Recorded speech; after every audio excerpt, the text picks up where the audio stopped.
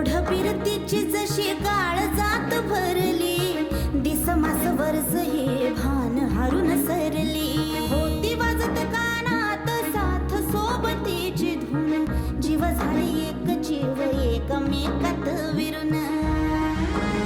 ओ वादळाचा तो आवाज झाला मना सैर भैर, लोळ उठवीत वार उधळून गेलं सार. मग तांबड फुटून रात अंधार,